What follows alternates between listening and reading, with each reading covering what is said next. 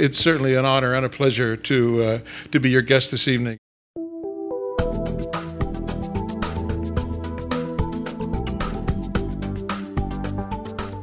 I did want to begin with something fundamental, and it's really the reason why I'm so delighted to be able to reciprocate at least a little bit for the Sasakawa Peace Foundation, because they're playing an increasingly important role in filling a dangerous void created by years of Japan's self-marginalization in Washington, D.C.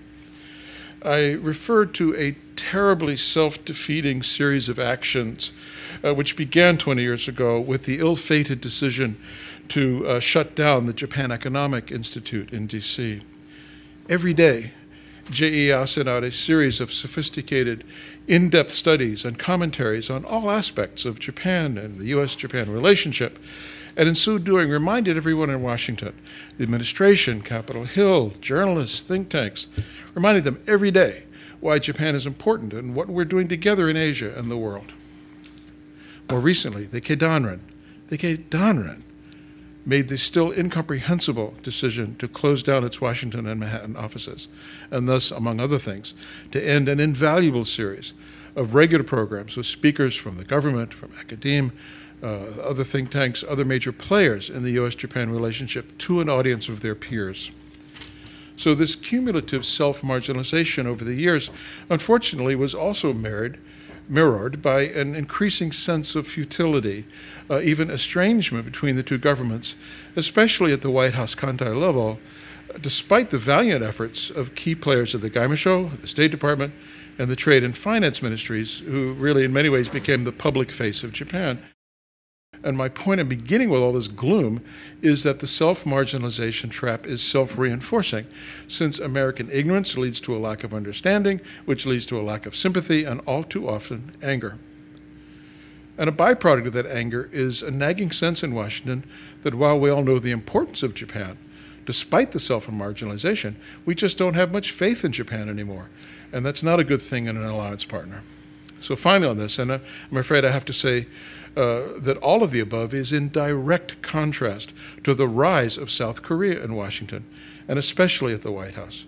A very active, well-funded Korea Economic Institute has a major office right on K Street, and it replicates in every important detail the combined activities of what used to be done by Japan's institutions in D.C., JEI, the Keidanren, and so forth. Now, all of you who have worked in Washington know it's a company town. Retail politics is the name of the game. Ambassador Han, the South Korean ambassador, attends every hearing that's relevant to South Korea. I see him there all the time.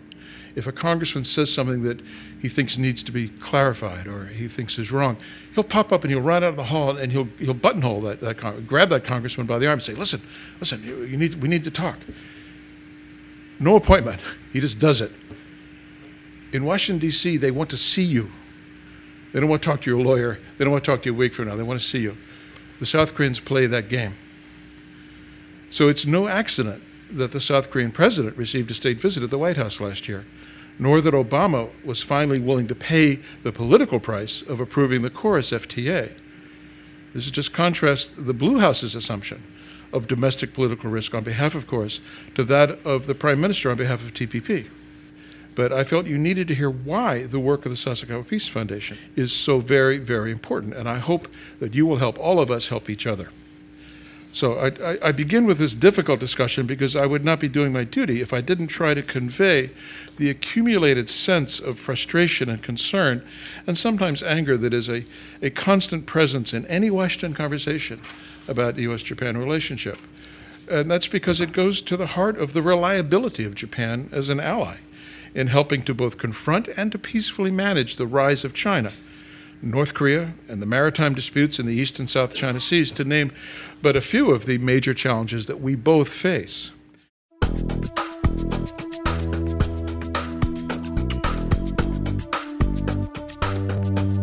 Let's use the recently announced Obama administration pivot to Asia as a paradigm or a model for discussion and fit the many involved elements into that framework.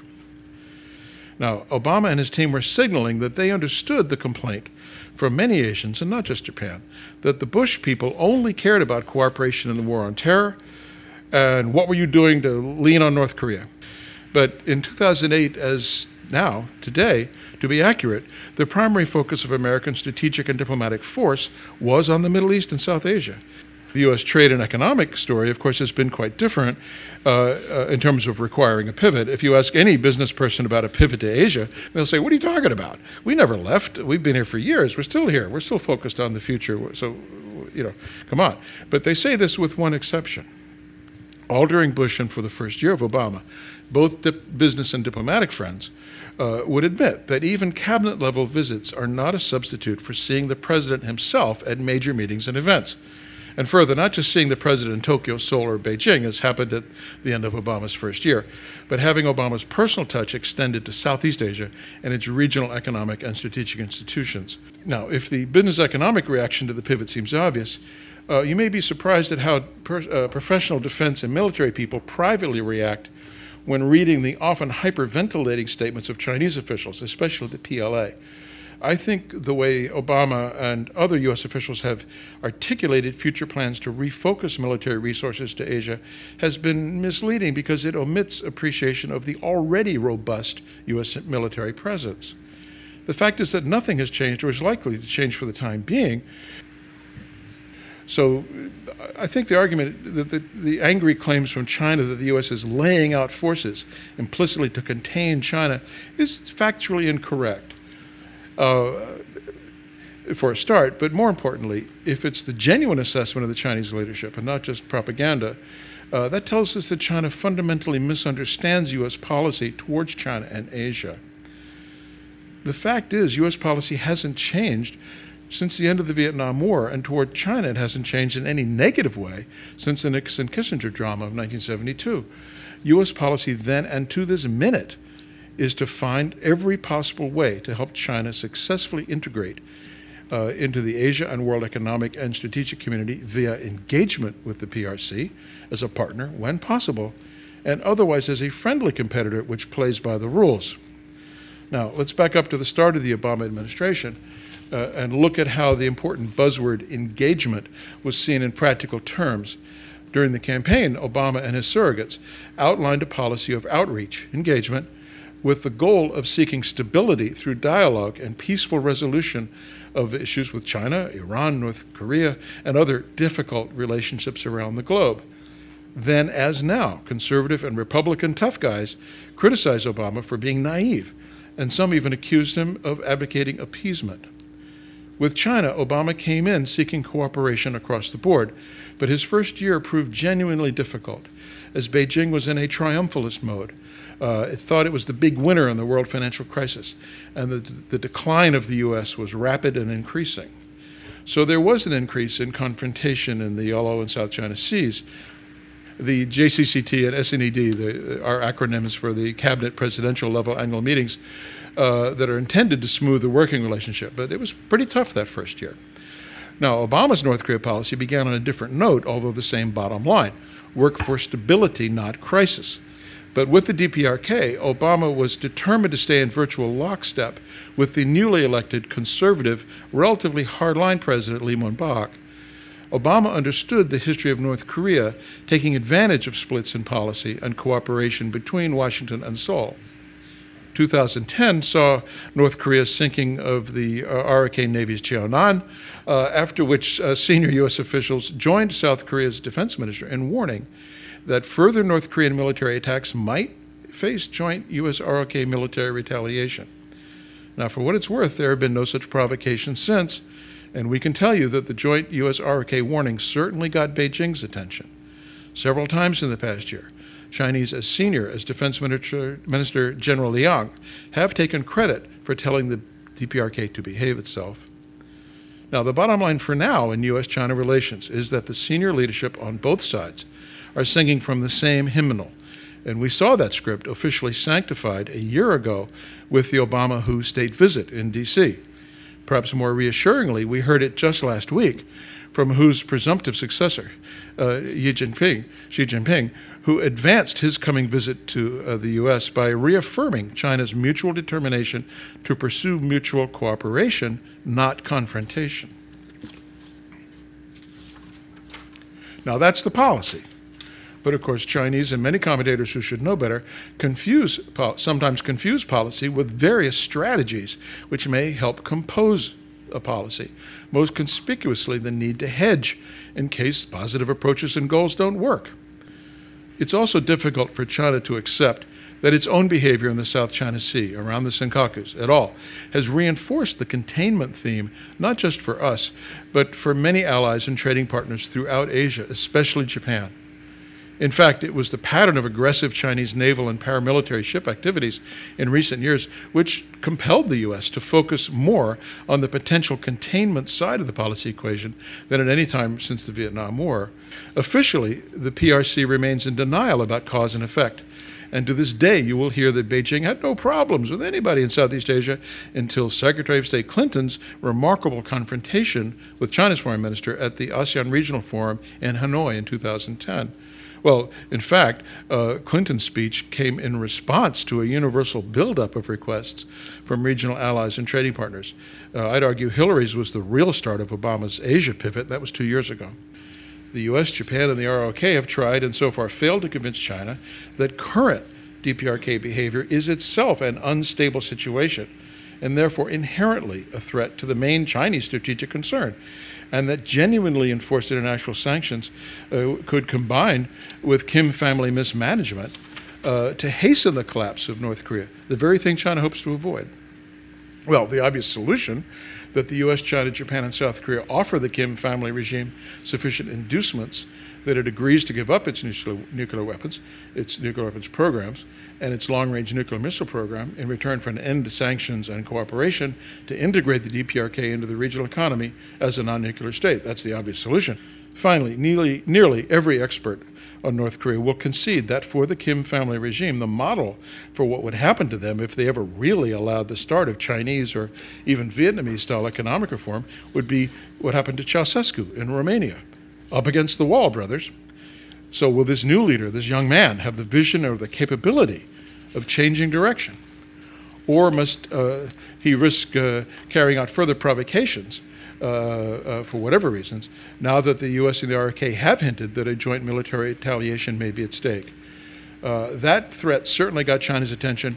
Whether Pyongyang takes it seriously remains to be seen. Hopefully we won't find out. So, for now, it looks like the best anyone can hope for is to contain the risk, which itself is a risk, since the historic pattern is that sooner or later, the DPRK engages in a provocation to try and compel aid and international assistance it cannot otherwise secure.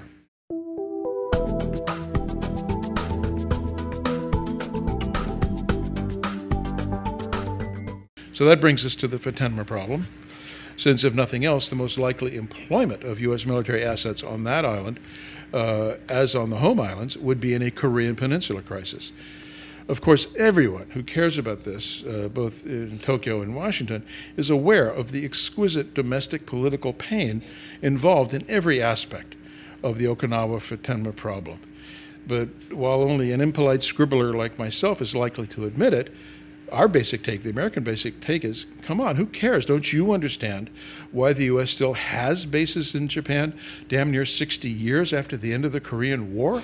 We're there to protect you, is how we see it. Now, it turned out at the beginning of the DPJ government, many of its new leaders didn't have that clue. They seemed to think of Okinawa and host nation support was just another expensive gift to those crazy Americans that needed to be indulged.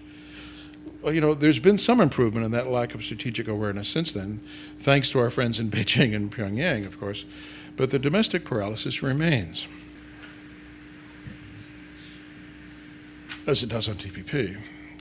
I would say that while it's not true the U.S. does not want Japan in TPP, ideally it would be hugely important. Of course we do. The basic take on it seems to be that TPP is a chance to get Japan to do all the things we've been squabbling over with you since I started my daily report back in 1985. Now, of course, The real issue here isn't whether TPP is coming to fruition this summer, but how quickly it takes Japan to refocus from its domestic issues, get the consumption tax passed, and so forth. That will allow Noda-san to do the hard work of making the internal deals required to formally join in the TPP negotiations. And while agriculture is seen as so central, I'm reliably informed that that really means sugar. Especially for Okinawan interests. And sugar is always really hard.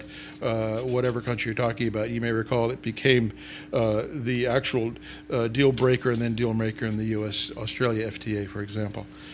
So, of course, your government fully understands that the sooner Japan joins the TPP negotiations, the sooner it can have a meaningful role in determining the outcomes, and so the agreements that it will have to make as a member, it understands the sooner we join, the sooner we can play a role in what it is we're going to agree to. If we wait another year, a year and a half, we're going to have to buy the whole pie, and maybe that's not such a good thing. So, your government understands it. The U.S. needs to see Japan agree to some kind of confidence-building measures. To be frank, that's what I've been told. So we'll see. Well, with that, I really appreciate your kind parents. Thank you very much.